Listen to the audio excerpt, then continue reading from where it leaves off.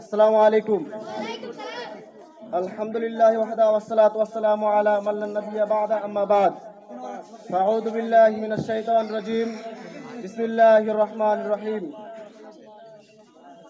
কুল হুয়াল্লাহু আহাদ, আল্লাহুস সামাদ, লাম ইয়ালিদ ওয়া লাম ইউলাদ।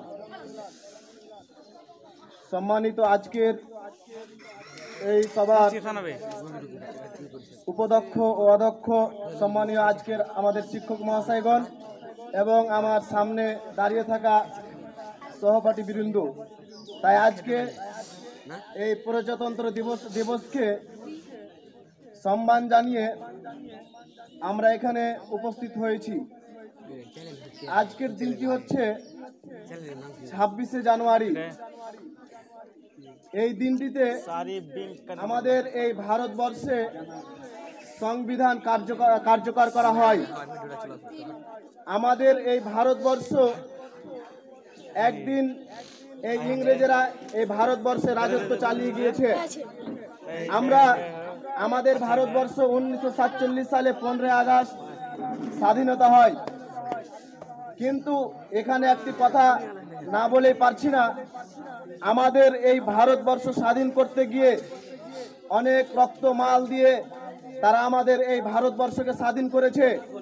কিন্তু আমাদের এখন এমন একটা পরিস্থিতি দাঁড়িয়েছে যে আপনি যদি স্কুলের ছাত্রটাকে জিজ্ঞাসা করেন যে ভারতবর্ষ স্বাধীন করেছে কে, তাহলে তারা এক কথাই বলবে ক্ষুদিরাম বসু এবং নেতাজি সুভাষচন্দ্র বসু। এই করে তারা ধারাবাহিকভাবে তারা নাম বলতেই থাকবে, কিন্তু তাদের মুখে একবারও শুনতে পাওয়া যাবে না মুসলিমদের নাম।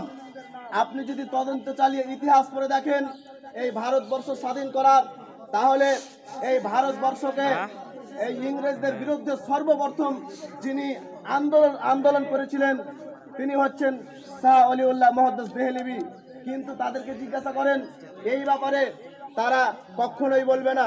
এমনকি আমাদের এই আবুল কাসেম নানদভী, তিনি এই ভারতবর্ষকে স্বাধীন করার জন্য তাদের বিরুদ্ধে তারা আন্দোলন করেছিলেন, কিন্তু তাদের নাম পাওয়া যায় না।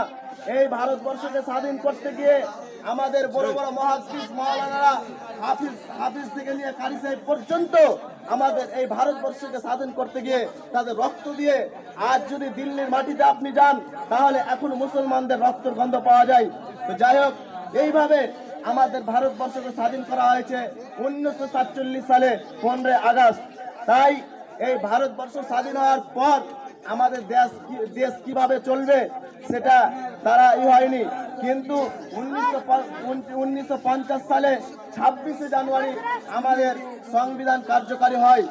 আমাদের ভারতবর্ষের এই সংবিধান একটি উঁচু পর্যায়ের সংবিধান, যেই সংবিধান থেকে আমাদের ভারতবর্ষ চালানো হয়। মানুষরা কিভাবে চলবে, আমাদের ভারতবর্ষের আইন নিয়ম কানুন এই সংবিধান থেকে এসে যায়। যাই হোক, এই দিনটি অতি মূল্যবান দিন। এই দিনকে আমরা এই জন্যই পালন করি যে আমাদের ভারতবর্ষ স্বাধীন করতে গিয়ে যারা শহীদ হয়েছে, যারা রক্তমাল দিয়েছে, তাদেরকে স্মরণ করার জন্য এই বলে আমি আমাদের এই ভারতবর্ষকে পৃথিবীর সর্বসেরা দেশ হিসাবে আমরা যেন গড়ে তুলতে পারি, এখান থেকে ইতি করছি। আসসালামু আলাইকুম ওয়া রাহমাতুল্লাহ।